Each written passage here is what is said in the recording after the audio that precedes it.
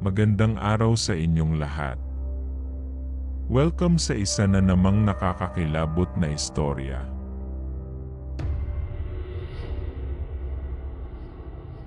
Magandang araw o gabi sa lahat na nakikinig at nagsusubaybay sa YouTube channel na ito.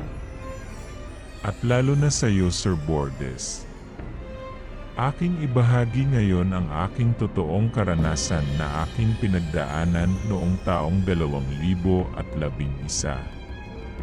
Pero bago ang lahat ay nais ko munang magpakilala. Ako nga pala si Jennifer, 30 anyos ang edad. At nakatira sa bahaging kapatagan sa bundok ng Dimatunton. At ako ay may asawa at isang anak. Kami ang silbing pinabantay ng tiyuhin sa palayan ng lupain nilang tinitirhan namin. Dahil malayo at nasa lungsod ang bahay ng mga ito. At ang maliit na bahay na aming tinitirhan ngayon ay nasa gitna iyon ng palayan at wala kaming ni isang kapitbahay man lang roon. Subalit nasanay naman akong wala kaming kapitbahay. Hindi na ako takot na ako lang at ang aking anak ang laging naiiwan sa tahimik na kapatagang iyon. At malalim na ang gabi na laging makauwi ang aking asawa. At sa aming bandang kusina ay tanging sako lang ang dingding na nilagay namin. Temporaryong dingding lang iyon dahil wala pang budget pambili na dingding roon. Araw ng linggo ay nagpahinga sa trabaho ang aking asawa. At dahil araw iyon ng pamamalengke ay ang aking asawa muna ang nagbantay sa aming 2 taong gulang na anak. Lumuwas ako ng lungsod at namamalengke. At sa ibabaw ng bahagi ng aming tinitirhan ay paakyat kong tinatahak ang mabundok na bahaging iyon upang makarating sa malaking daan kung saan may mga dumadaang motorcycle na pampasahero. Nasa ibabang bahagi kasi ang aming tinitirhan na kung titignan iyon ay isang magandang kapatagan na may malawak na mga palayan. Nang makarating na ako sa ibabaw ay nabigla ako nang may mapansin ako. May nakatira sa isang abandonadong bahay na matagal nang hindi tinitirhan. Ang nagmamay-ari ng bahay na iyon ay nasa Maynila na ang buong pamilya nakatira. Agad kong nakita ang isang matandang babae nasa edad na 70 anyos. Ngayon ko pa lang siya nakita at alam kong hindi taga roon ang matandang babaeng iyon. Mabait naman ang itsura nito at agad nga akong ninisya nito nang makita niya akong dumaan. Alanganing ginantihan ko naman ito ng ngiti, sabay batirito ng magandang umaga. At tanging tango lang ang itinugon niya sa akin, at nalaman na lang namin ng aking asawa na walang nakakilala sa matandang babaeng ito. Bigla na lang daw itong dumating at tumira sa abandonadong bahay na iyon. Ito ngayon ang pinag-usapan sa aming ngayon. Nakita ng mga taga roon na nagtitinda ang matandang ito ng malunggay sa lungsod. At nagtaka na lang kami kung bakit sa abandonadong bahay ito tumira. Hanggat isang umaga ay nabalitaan na lang namin ng aking asawa na isa sa mga bahay ng aming nayon ang biglang ginambala isang gabi ng wakwak. At hindi lang iyon, hinila ng isang mabalahibong kamay ang 8 taong gulang na batang babae. Nasa tabi kasi ng dingding ang bata. At nagulat ang mga ito nang makitang lumaki na ang butas ng dingding ng bahay ng mga ito. At isang mabalahibong kamay ang humila sa braso ng bata, na taga naman ito ng ama ng bata, kaya nasugatan ang balahibong kamay na iyon. Lumaganap ang balitang iyon sa aming nayon, at lahat ng mga taga roon ay natatakot sa balita. May nakapagsabi naman na ang matandang babaeng dayo na nakatira sa abandonadong bahay ay may sugat ito sa kamay. Kaya nagduda kaming lahat na ang matandang babaeng dayo ay iyon ang aswang na humila sa braso ng isang bata. Iyon ang simula na nakadama ako ng pagkatakot, lalo na laging kami lang ng anak ko sa bahay at malayo pa sa mga kapitbahay. Isang araw ay maaga pang umalis ang aking asawa dahil mag-deliver ito ng mga sari-saring prutas. At bukod doon ay may iba pa itong trabaho. Nagpapanday din ito minsan sa malayo. Kaya alam kong gabi na naman makauwi ito. Ngunit ganoon na lang ang aking galit nang mag-alauna na lang ng madaling araw ay hindi pa nakauwi ang aking asawa. Gutom na gutom kami ng aking anak dahil umaasa lamang ako sa ulam na dadalhin nito sa amin kapag uwi na ito sa gabi. Kaya pag uwi ng aking asawa ay inaway ko ito at malakas ang aming mga boses sa oras ng gabi. At nagkasagutan kami ng aking asawa dahil sa ulam.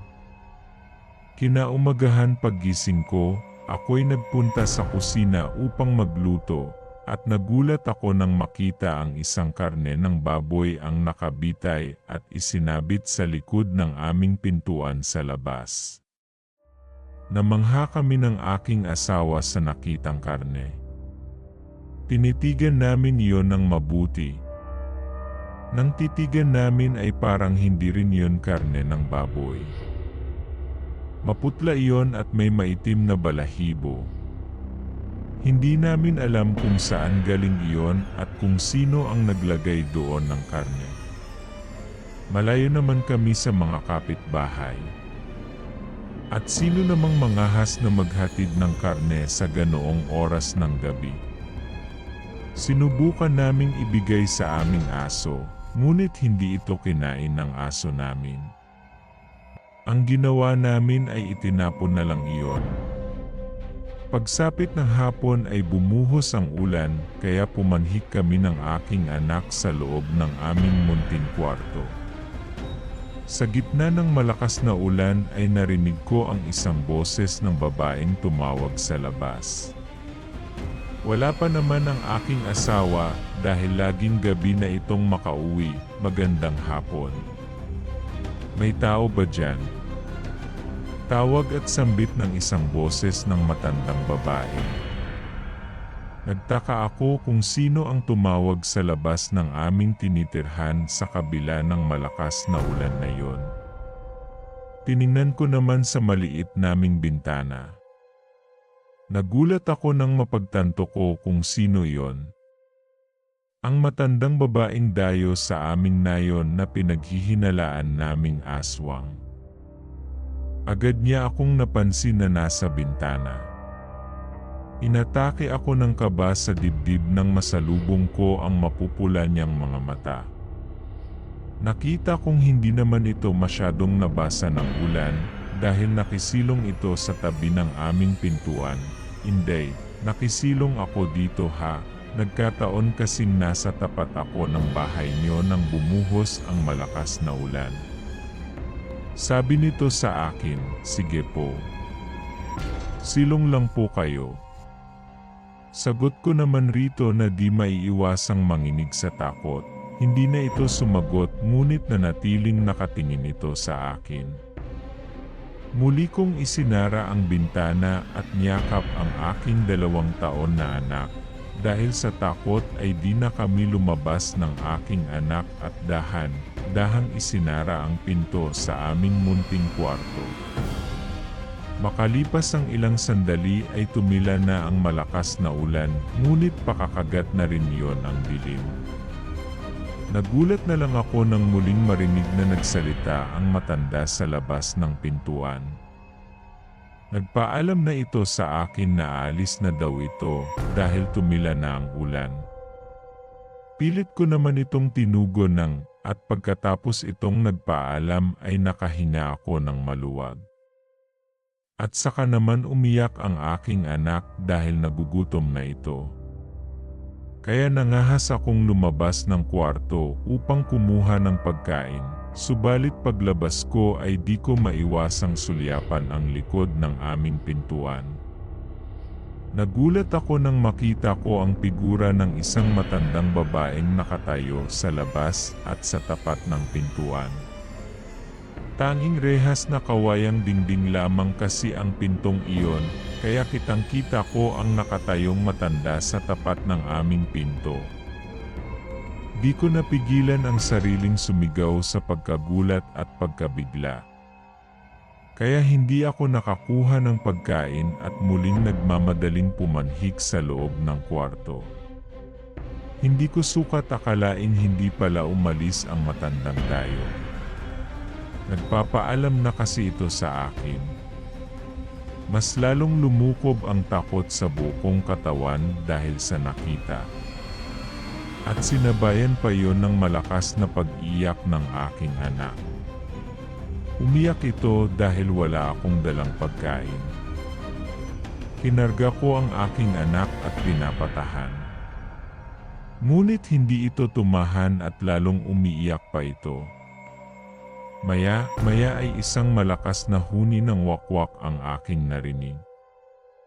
Halos maiyak na ako sa takot dahil sa tila galit na huni ng masamang nilalang. Sayaw ko ang aking anak upang tumahan lamang ito.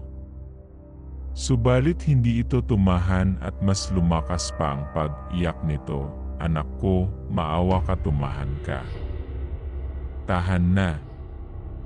Halos maiiyak ko nang sabi sa aking anak, habang ang huni ng wakwak ay patuloy lamang at pumaikot-ikot pa yon sa labas ng tinitirhan naming bahay. Niyakap ko pang lalo ang aking anak nang biglang nag-iba ang huni ng wakwak. Mas tumapang pa yon at dumikit na sa aming dingding ng aming kwarto. Pinigilan ko ang bibig ng aking anak dahil lumakas pa ang pag-iyak nito. At napaiyak na rin ako nang marinig kong sinira ng wakwak ang sakong dingding namin sa may bandang kusina. At di nga nagtagal, narinig ko na lang na nasa loob na ng maliit naming salas ang matapang na huni ng wakwak. Niyugyug ko ng niyugyug ang aking anak upang tumahan sa pag-iyak. Pero hindi tumahan ang bata na tila ba nasasaktan ang tono ng pag-iyak nito. Sa takot ko at panlalambot ng aking mga tuhod ay naisipan kong kumanta ng kantang tungkol sa papuri ng Panginoon. At habang kinakanta ko iyon ay halata ang panginginig ng aking boses. Tumahan ang aking anak nang ako'y kumanta. At sumiksik ito sa aking dibdib habang karga ko ito. Nakita kong takot din ang aking anak kahit 2 taong gulang pa lang ito. Patuloy ako sa pagkanta kahit halatang takot at nanginginig ang boses. Ngunit ang wakwak sa aming munting salas ay mas lalong lumakas ang paghuni nito. Na para bang nagalit pang lalo ito dahil sa aking pagkanta, narinig ko pa ang mga yabag ng paa sa aswang sa salas na lakad habang patuloy sa pagwakwak. Tuluyan na akong umiyak, hindi ko akalaing sa 3 taon naming pagtira roon ay mararanasan ko ito ngayon. Natigil ako nang tumahimik sa salas ang wakwak. Gusto ko sanang silipin sa butas, ngunit dinaig ako ng aking takot baka kung ano ang aking makikita sa salas. Hanggang sa bigla ko na lang naamoy ang isang matinding baho ng langis. Noon ko nalaman na ang aswang ay nanatili lang pala sa aming salas at hindi lumabas. Sobrang mabaho ang amoy ng langis na yon na bumalot sa buong bahay na tinitirhan namin. At sa tanang buhay ko ay ngayon lamang ako nakaamoy ng ganoon katindi at katapang na baho ng langis. At iyon ay langis ng wakwak sa labas. Nagulat ako nang bigla kong naramdaman ang panghihina ng aking buong katawan, dulot sa baho ng langis na aking naamoy ng mga oras na iyon. Tinignan ko ang aking kinargang anak at nakita kong nakatulog ito at nakasiksik pa rin sa aking dibdib. Umupo ako sa banig namin dahil naramdaman kong para akong nahihilo. Unti-unti akong nawalan ng lakas at dali-dali kong ipinahiga ang aking anak. Tinabihan ko ito at niyakap ng mahigpit. Kinabahan ako dahil ramdam kong bumigat ang talukap ng aking mga mata. At gustong-gusto ko nang pumikit dahil hilong-hilo na ako sa mga sandaling iyon. Muling humuni ang wakwak at sa pagkakataong iyon ay mahinang huni na iyon at tila bumubulong na lang at nakadikit sa labas ng pinto ng aming kwarto. Diyos ko, tulungan mo ako. Ayokong madaig ng masamang nilalang. Kawawa naman ang aking anak kapag tuluyan akong mawalan ng malay. Mahina kong pagdadasal, kahit sobrang nanghina na ako at kusa ng pumikit ang aking mga mata ay pilit ko iyong nilabanan at di ako sumusuko dahil sa aking anak. Umiyak akong muli dahil sa takot at pagkaawang naramdaman ko sa aking anak na natutulog. Alam ko kung tuluyan akong mawalan ng malay ay unahin ng wakwak ang aking anak. Kaya iyak ako ng iyak habang nagdarasal. Kahit ramdam ko na nawala na talaga akong lakas dahil lamang sa matinding amoy ng langis na aking nalanghap. Diyos ko, tulungan mo kami. Tulong. Sabi ko na tuluyang nakipaglaban upang di makatulog. Kinagat ko ang aking kamay upang di tuluyang pipikit ang aking mga mata. Hanggat bigla na lang dumating ang aking asawa. 8:08 ng gabi ito dumating. Ilang ulit nitong sinambit ang aking pangalan, ngunit nagtataka ito kung bakit hindi ako sumagot. Wala na akong lakas na sumagot at parang hindi na ako makapagsalita. Habang nanatiling yakap ko ang aming anak, kinabahan naman ito at biglang tinadyakan ang pintuang kawayan nang hindi ako nakasagot rito. Nagulat ito nang makitang biglang may asong itim ang mabilis na lumabas sa nasirang dingding na sako. Tinulak agad nito ang pintuan at sinira, kaya nakapasok agad ang aking asawa. Nagising ang aming anak at malakas na muling umiyak dahil sa ingay na pagsira ng pintuan ng aking asawa. Nakita akong namutla ng aking asawa kaya mabilis niya akong pinabangon, pinasandal at pinainom ng tubig bago nito kinuha at kinarga ang aming anak. Marvin, inaswang kami ng anak mo. Kung hindi ka dumating tiyak na pinasok na kami ng aswang dito sa kwarto. Nasa salas na siya at narinig kong sinira niya ang sakong dingding sa may kusina. Nangangatal ang boses kong sumbong sa asawa ko. Nakita ko ngang may mabilis na asong itim na tumakbo at lumabas sa may kusina. Aswang pala ang asong yun. Nanlaki ang mga matang wika ng aking asawa, ang matandang dayo. Siya ang nandito kanina. Siya ang nangaswang sa amin ng anak mo. Tugon ko sa aking asawa. At sinalaysay ko rito ang pagsilong kanina ng matandang dayo nang umulan ng malakas. Sa galit ng aking asawa ay dinalhan ng baril kinabukasan ang matandang babaeng dayo sa may abandonadong bahay. Pero wala na ito at nakaalis na sa bahay na yon. Sa takot namin ay umalis kami roon sa aming tinitirhan. Baka babalikan kami ng wakwak. At mula noon ay sinikap na ng aking asawa na makauwi ng maaga upang di na maulit ang nangyari. At ang matandang babae ay may nakakitang taga roon sa amin na palaboy-laboy ito sa kabilang lugar. Hanggang sa ito ay bigla na lang ding maglaho roon kung nagustuhan nyo ang ating kwento. Maaari sana mag-subscribe, like and share na din. Maraming salamat po.